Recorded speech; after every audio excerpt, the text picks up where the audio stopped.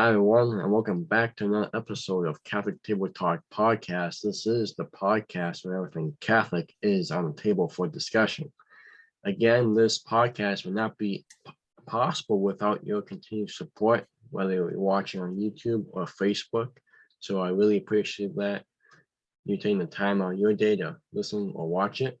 As well, if you have a show or topic request, please feel free to email me at catholictt@gmail.com. Again, that's Catholic with 2 T's at gmail.com for a show or speaker request. Now let's get on to this week's show. We continue our month-long focus on abortion, since this is really a hot topic right now. And last week we kind of talked about what is the church's view on abortion. This week we're talking about kind of the history of it and what better person to do it with than a Catholic apologist. So I love having him on. I'm glad he said yes to it. He first appeared on Catholic Table Talk in episode 19 of How to Be a Defender of the Faith. He next came on the show in episode 47 with Revolt Against Reality. That's his new book out. So check that out as well. He has his own radio show called Hangs On Objections on Virgin Most Powerful Radio every weekday from starting at 1 o'clock Eastern Time, noon Central, as well as my own high school instructor on homeschool connections. So get a class with them if you have not already. With that being said, coming from the Midwest Command Center is Gary Michuta.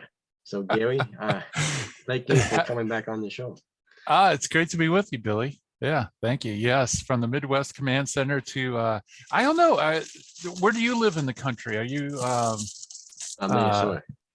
Pardon? Minnesota? Minnesota, yep. Okay, yeah. So you're more the Western branch, Western Command Center there at Table Talk. Yeah, it's good to be with you. So I've been a big fan of your channel and been really impressed with your interviews, and you had a lot of big names. So I'll try to live up to, people's expectations from your guest. No, I mean, it's really a treat to have you on, Gary. And like I said, I give some of my credit to you, as well as the network, Virgin Most Powerful Radio, that you work for. And from my own high school, I still have friends from homeschool connections, and they love having you on too. And people from my parishes, they like having you on too. So It's always a treat to have you on because, like you say, abortion is kind of a tough topic to talk about and kind of get your head around. But I knew I could turn to you in this moment, so I appreciate that. Yeah, no problem. No problem. It's not my strongest suit, but of course, it is the issue of the day, and it's been like this, since the early 60s. So, or excuse me, late 60s. So, yeah. So, I mean, especially with the rumblings about possibly overturning Roe versus Wade. And yeah, maybe we could even talk about that too sometime in this broadcast. Sure. Yeah, we'll see what we get to here. So first question, we talked a little bit with my pastor last week about kind of how old abortion is. We didn't really talk about the certain age of it. So we know that's in the catechism, and it's Jeremiah, I believe, mentions it in the Bible. Where did abortion start and come from, and how do we think it is or know it is? Yeah, that's a really interesting question. I'm not sure what the earliest recorded commission of abortion is, but it goes way back. Of course, it's pre-Christian, and I mean, in a way, abortion is just another form of infanticide. It's just killing your child. So infanticide had been practiced, back in the days of Moses, right? Exposure or actually killing born infants. Eventually, people tried to find formulas or prescriptions or herbs or something that will actually produce an abortion. And the earliest record we have from Christian documents goes way back to the Apostolic Fathers with the Didache, where the Didache forbids abortion and infanticide through chemicals. So we know that, you know, it was confronted by the early church. And like I said, it's part and parcel of the old culture of death. I don't know if we talked about that when we did our thing on revolt against reality, but there was, in Roman society, there was this custom of the patris familias, where the father is essentially the owner of the family. And so if his wife gives birth to a child, he decides whether the child lives or dies. And so he'd inspect the child to see whether it's viable, whether it was the sex that he wished. And if he didn't, they would either drown the child or strangle it or leave it out for the beast to eat, you know, to wild animals to tear apart. And that was part and parcel of Roman society. And I mean, it's the same mentality with abortion. And it was something that Christians fought against. And what's interesting to me is, you know, you have that institution. If you fast forward it to today, what you have is the mater familias, where the woman decides whether or not the child should be kept and or killed. And even today, it started with abortion, but now more and more the boundaries are being pushed back to even infanticide. We had partial birth abortion, where a child's partially born and then killed, and then there's even children that are being killed by exposure. So it kind of flipped from, you know, the father being the owner of the family and determining whether a child lives or dies. Now with abortion today, you have the mother who considers the baby like her property, and she determines whether or not he lives or dies.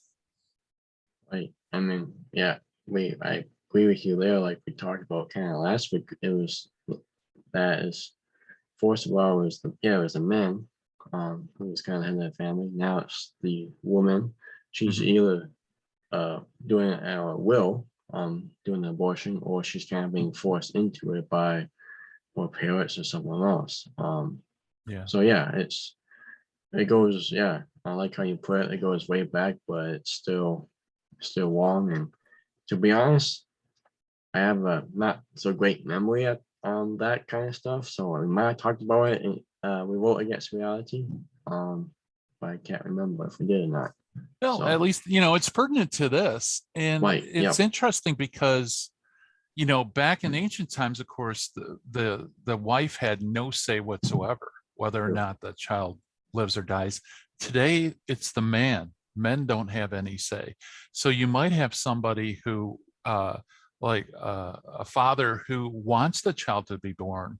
And I know of cases where that was the fact, where it was the woman that wanted to abort the child, and legally, the man has no say whatsoever. right. Yeah. Yes. I mean, that's almost, to me, that's really painful to think of. But yeah, not just not having the women say, I should say, but the men, maybe he wants the baby, but he basically has no say today. And the woman, like I said, she's either doing it at her own will and committing that horrible sin, or she's being forced into it. Yeah. So what do you say when a person approaches you and says abortion is a choice, not a law? Now, if you're a Catholic, or at least a very good Catholic, I mean, we know there's many Catholics out there that are for abortion, especially in politics.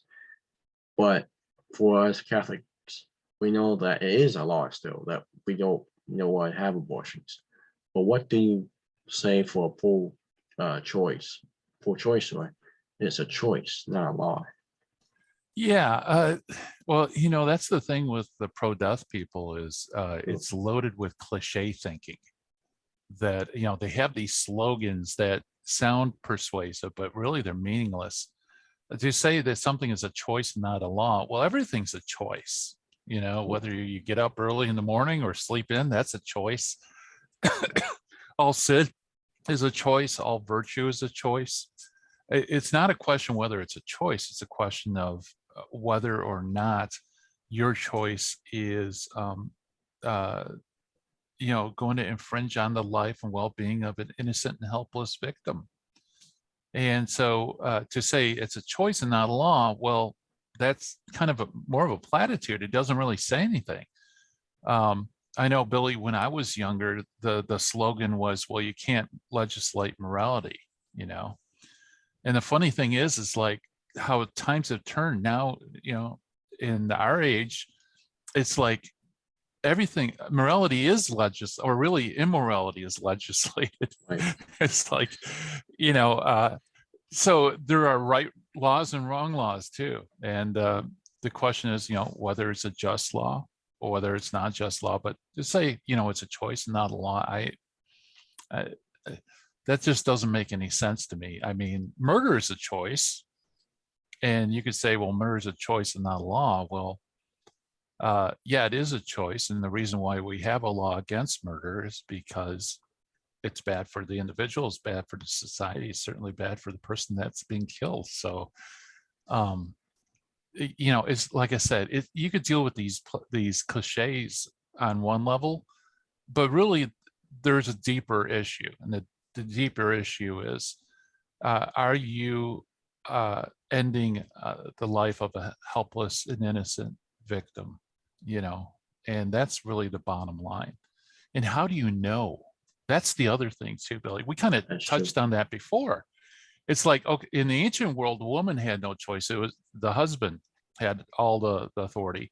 Now it's the wife or the mother has all the authority that the husband or the father doesn't. But it's neither the father nor the mother that can competently decide. And it certainly isn't the state.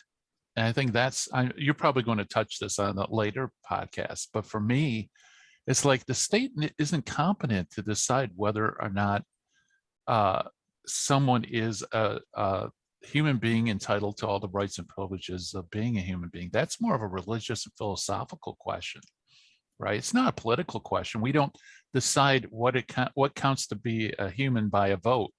If you have 51% saying the 49% is not human, then you have a lot of trouble, right?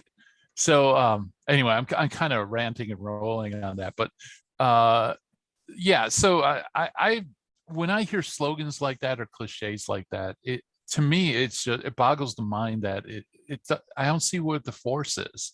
Maybe I'm missing something. Is there something behind that cliche that is persuasive that I'm missing? I don't think so. You put it a good way, Gary. Okay. And I never thought about that before. So yeah. Well, yeah, I don't know. And like I said, it's when you look at pro-life arguments, well, we appeal to medicine, we appeal to science, we appeal to personal experience, we appeal to philosophy, we appeal to religion. When you look at the pro-death argument, it's really like it's just slogans and political arguments. None of the other stuff, it's more all rhetoric. And I just never found that persuasive personally. no, I mean, that's really true. You don't find that, at least I don't either find it persuading. But like I said, I really like how you said everything's a choice. And, God, he told Adam and Eve to not eat of the fruit, but he still gave him a choice. So yeah, everything's a choice. So the law that, like you said, is still really active today about overthrowing Roe versus Wade.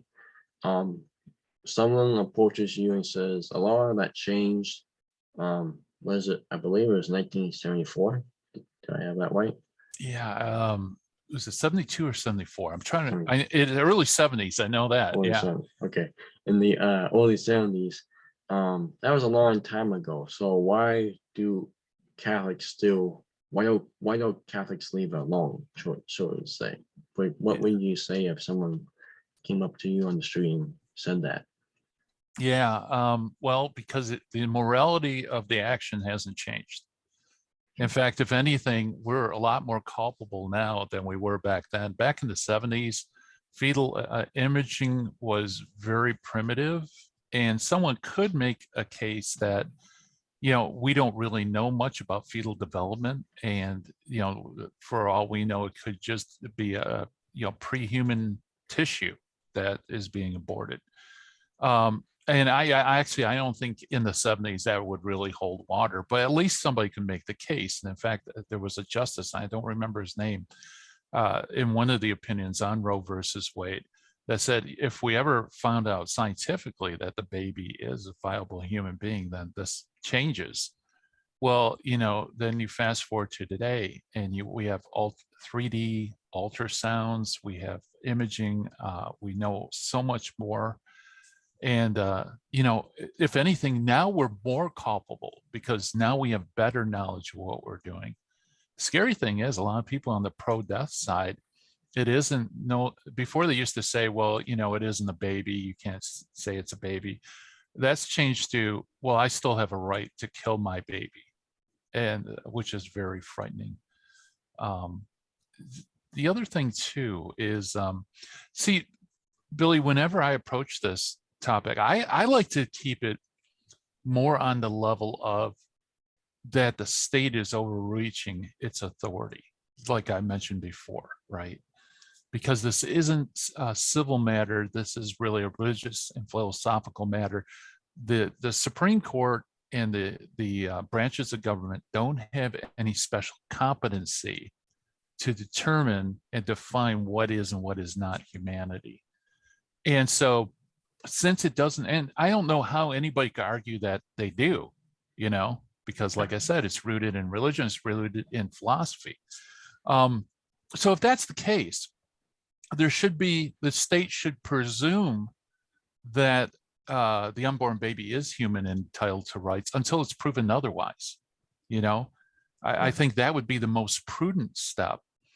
And for Roe versus Wade to basically federalize abortion, I think is a gross misstep of authority that simply didn't have the competency to do so.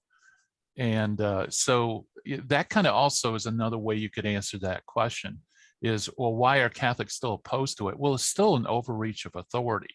They don't have the competency to do that.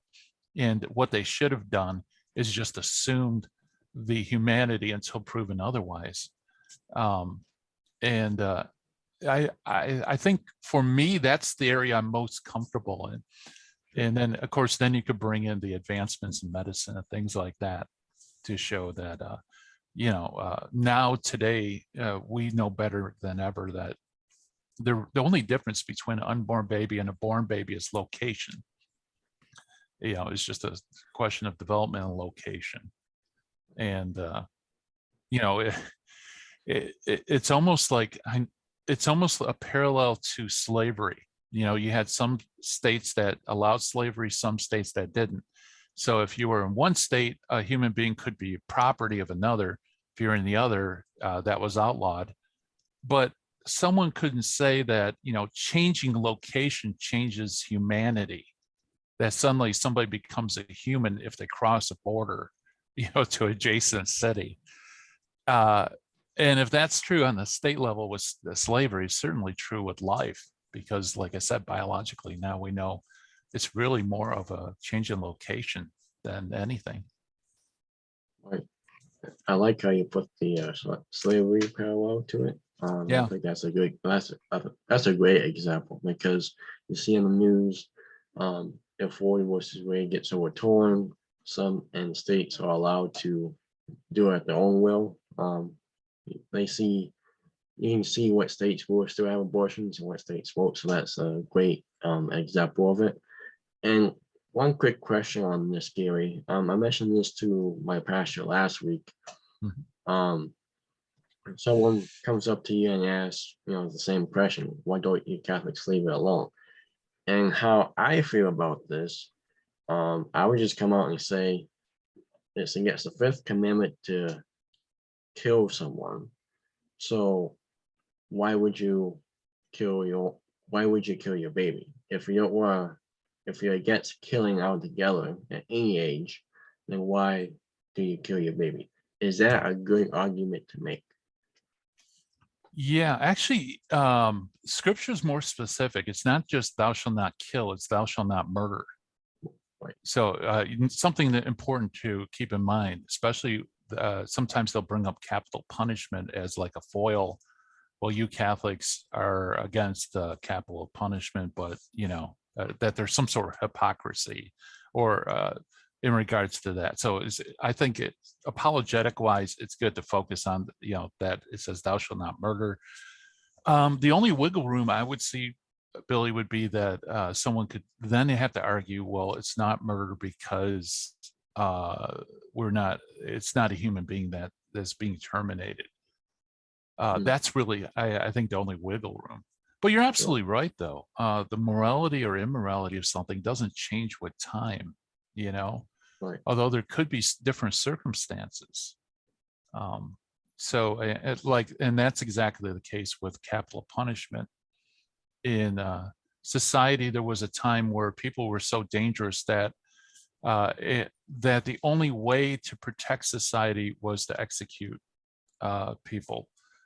It was like a society's own form of self-defense. And now we're coming to an age where we can take care and render people harmless to society. So it's like the need for capital punishment may not be applicable in all locations. But when it comes to abortion and thou shalt not murder, you don't have that same thing. If anything, like I said, I think all the medical scientific data has really pushed the question beyond dispute that unborn baby is a human being, a human baby, and therefore is entitled to all the rights and privileges given to any other human being. Right. Okay, well, I thought I would ask you that because that's probably what I would say in a kind tone. I wouldn't, argue, just scream at them, but I would, because you kind of want to have, you still, like we did the question game in your classes. So in abortion, we can go on the next one too, but you kind of have to turn it on to the other person, correct? Is that still acceptable in this area, or With in regards like to like the question game, like kind of turn it back on the other Oh person? yeah, absolutely. Yeah. The Sure. Socratic method. Yeah. Asking questions. Because especially Billy, I mean, I think people who oppose or are for abortion, people who are for abortion they're doing it because society's screaming that it should be, that's necessary for your freedom. They buy into those slogans, right? But they never thought critically about their position, right? And so, yeah, asking questions is incredibly important because what that does is it forces them to think critically about their own thoughts and their own position. And so, especially with like your point about murder is murder. It doesn't matter if it happens in the first century or it happens in the 22nd century, right? Questions like that, kind of pulling out the threads of their thought so that they can see that difference, is incredibly important, because what you're doing is you're helping them think through this issue that I would say most people really haven't really thought it through. Right. And Yeah. I'll probably agree with you later. I mean, most people probably haven't thought it through. And that kind of leads to the next question is, do we know of women? I'm sure many people have know women that feel the effects emotionally years after that they had an abortion, like, yeah, I screwed up. I was forced into it. So what would you say to that? Or do you know of women that felt that? Yeah. Well, Yeah, this is something that has started, it's probably been around for about decades. There's a group called Rachel's Vineyard. You could go to rachelsvineyard.org. And basically, it's women who have suffered emotional, physical effects from abortion. And it's a great support group. So if you ever run into somebody who is, depression or struggling in different ways, who is post-abortive, you might want to point them to Rachel's Vineyard. Um, I think, Billy, it's common sense. I know one of the most traumatic and tragic events for a marriage is to have a child who's stillborn, to lose a child. I know marriages that broke up just from the emotional effects of losing a child. And, if that's true for natural abortion, it's certainly true for elective abortion, induced abortion. And then, like you said, on top of that, you have all sorts of coercion that's going on, especially, parents, perhaps the father. People feel like they have no choice. I've heard dozens and dozens of stories where parents forced their child to abort their babies because they were young and they wanted to go to college and so on and so forth. Yeah, and that's something I think the pro-life movement has really done a great job bringing to the public eye is women who regret their abortions, and also men too. It also, to a lesser extent though, but it's still out there, is that fathers of women who aborted their children, there's also a huge impact emotionally, spiritually, and especially those who didn't want the child to die. Um, yeah, yeah, very important point, and it humanizes the whole thing too. That this isn't something like getting your tooth pulled or, I Yeah, mean, for sure. Yeah. having elective surgery. This is something that affects the whole, your whole being, just like losing a child that's stillborn or something like that. And yeah, I'm sure you know lots of cases, at least of parents that lost babies during pregnancy. Yeah. And there has to be a physiological, psychological impact. I just don't see how people could deny that. Oh, I mean, I know a few people, yeah, and they felt that, and like you said, I don't know how people don't feel that because, yeah, I mean, life is precious, and yeah, losing child to abortion or something else is not something that you want to have happen, Yeah. for sure. So with that being said, real quickly, what was the online website that women can go to if they are feeling the effects? Yeah, I believe it's rachelsvineyard.org, if I Okay. remember correctly. That, or you could always go to Priest for Life. That's a great resource. And they also tie with all these ministries. So Priest for Life or rachelsvineyard.org, I would recommend those two sites. Okay, I'll put the links up in the description below when you can see this podcast. So getting down there, Gary, with only a couple minutes left here.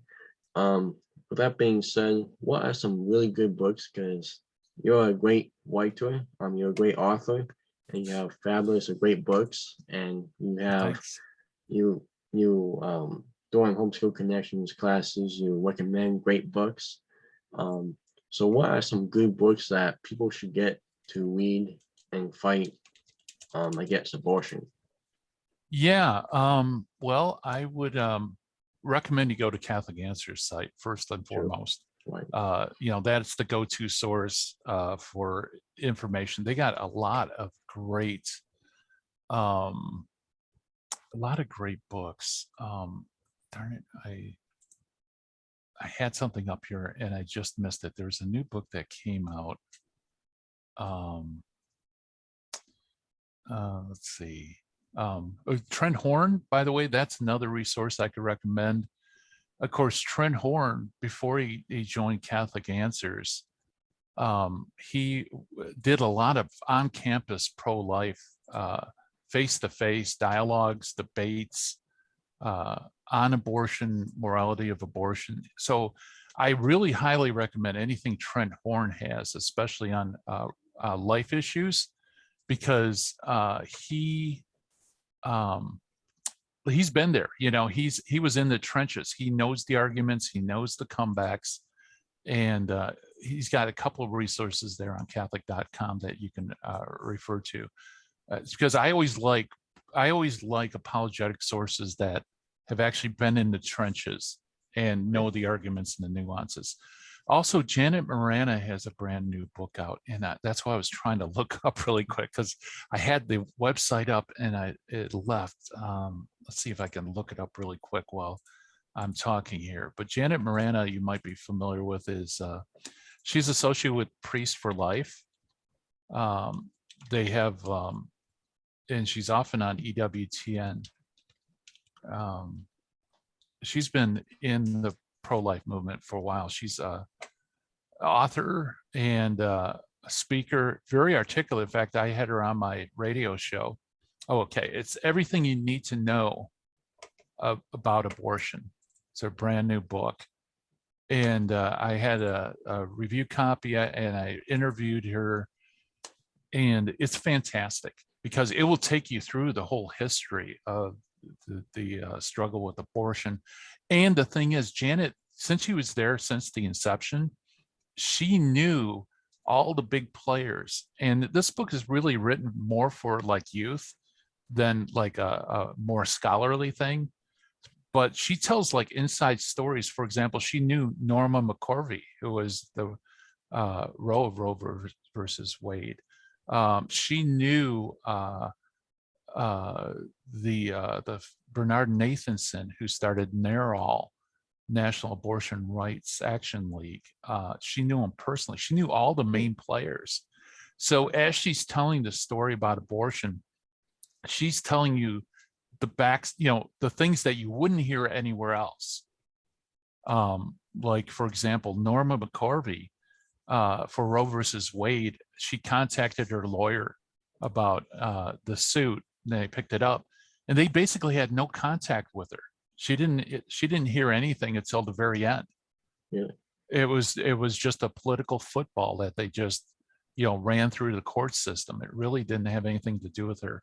And by the way, she did give birth to that child. You know, lots of really interesting background. Plus, she has the arguments and the comebacks, and it's a great book too. So anything by Trent Horn on life issues, I recommend, because it's in the trenches. And also Janet Morana's book, Everything You Need to Know About Abortion. I think that's a fantastic resource as well. Okay, I would definitely put them in the links in the description, and I'll definitely check them out as well, because like the Janet's one, that sounds really good. And like you said, it's more for the youth. So I get the youth more involved. That's the next set of Catholics coming up, next generation. So that's a great book to have. Yeah, especially because, you know, since you, well, even you, I mean, Right. I mean, this Roe versus Wade is kind of distant past. You don't know the movers and players. So it's very valuable to have somebody who actually rubbed elbows with them and knew them, where they can kind of give you the background of what really happened, because it's all been whitewashed. You know, the whole thing is, there's so much propaganda involved that it's hard to get authentic information about these players. And as you know, or you might not know, but Norma McCorvey eventually became Catholic. She became pro-life, became Catholic. And also Bernard Nathanson, who was an atheistic Jew, ultimately became Catholic before he died. You know, those are things that you probably wouldn't hear anywhere else. Wow, that was the first time I heard that. So yeah, awesome, cool. All right. So great books recommended by a great author himself, Gary Michuta. Don't say that. You're embarrassing me. I don't know. Trust me, I'm not a great author unless you need a cure for insomnia. Then I'm a great author to read. But yeah. But Gary, I know we only have like a couple minutes left here before we get cut off. So first and foremost, well, thank you again for coming back on the show. Yeah. Every time it's like being back in the classroom with you. It might be a little shorter than the hour, but it feels like we're back in the classroom together. So I really miss those times, and I want to just thank you for your continued support of coming back on the show, and hope to have you on again sometime. Yeah, absolutely. Yeah, it hasn't been the same without seeing your name in the chat room. And I'm sure you missed the virtual Pop-Tarts that we use in the Yeah. chat room as well. But yeah, thank you, Billy. I mean, I just want to encourage you. You're doing such great work. Keep it up, because we need podcasts like yours out there. And it takes a little time to get traction. I mean, I started a channel a couple of years ago. I'm just starting to get a little traction on the algorithm, and that can be frustrating because YouTube doesn't show it to everybody on their previews. Even people who like hit the bell to be notified, they don't even get notifications sometimes. So which is a shame, because you're putting out great stuff that a lot of people need to see. So just keep up the great work. And yeah, anytime you want me back on, I'd love to come on. Sounds good. All right. Well, thank you again, Gary. Hope to see you soon. God bless you and your family and your work. Again, folks, Gary Michuta. Catch him every weekday at 1 Eastern, noon Central on his radio show on Voyager Most Powerful Radio. Hangs on Apologetics. It's a great show. Check it out. If you have kids, check out his homeschool connections classes and visit his website at GaryMichuta.com. I'll put the links up in the description. That's all for this week, folks. Before we get cut off, God bless you and your family. We'll have another great show on abortion next week as we continue on June through abortion on Catholic Table Talk podcast. This is the podcast where everything Catholic is on the table.